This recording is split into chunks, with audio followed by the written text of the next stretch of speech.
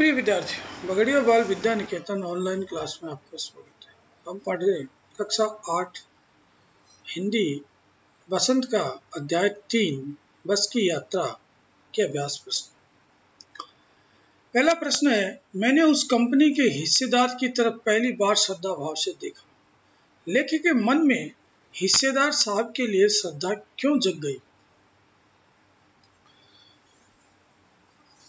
पुलिया पर बस के टायर के पंचर होने की घटना के बाद लेखक ने कंपनी के हिस्सेदार को पहली बार श्रद्धा भाव से देखा।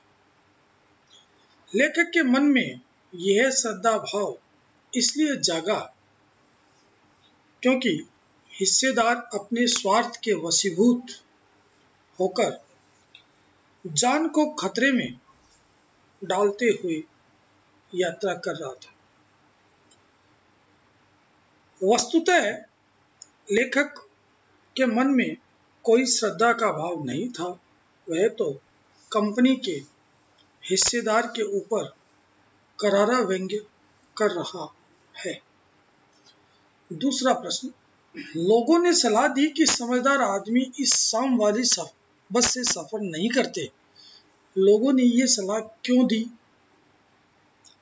लोगों ने ये सलाह इसलिए दी क्योंकि वे बस की दयनीय दशा से भली भांति परिचित थे। उनके अनुसार बस का कोई भरोसा नहीं था कि वह कब और कहां खराब होकर बंद पड़ जाए। शाम बीतते ही रात हो जाती है और रात रास्ते में कहां बितानी पड़े कुछ पता नहीं रहता और इसके खराब होने पर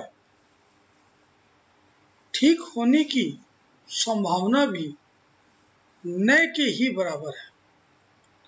लोगों के अनुसार यह बस डाकिन की तरह है।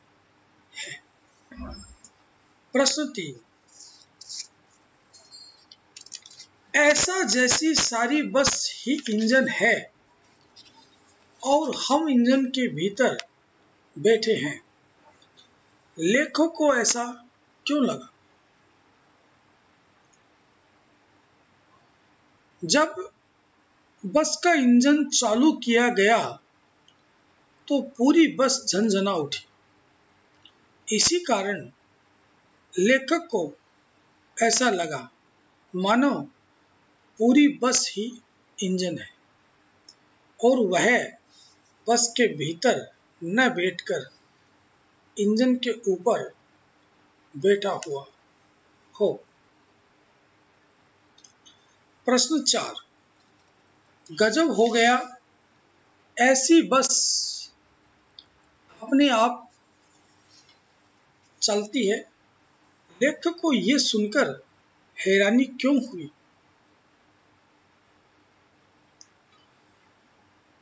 लेखक को यह सुनकर हैरानी इसलिए हुई क्योंकि देखने में तो वह बस अत्यंत पुरानी टूटी फूटी सी लग रही थी। उसे लग रहा था कि उस बस को चलाने के लिए धक्का लगाना पड़ता होगा, किंतु जब बस कंपनी के हिस्सेदार ने कहा कि यह बस अपने आप चलेगी तो बात लेखक को चकित कर रही थी। प्रश्न 5, मैं हर पेड़ को अपना दुश्मन समझ रहा था। लेखक पेड़ों को दुश्मन क्यों समझ रहा था?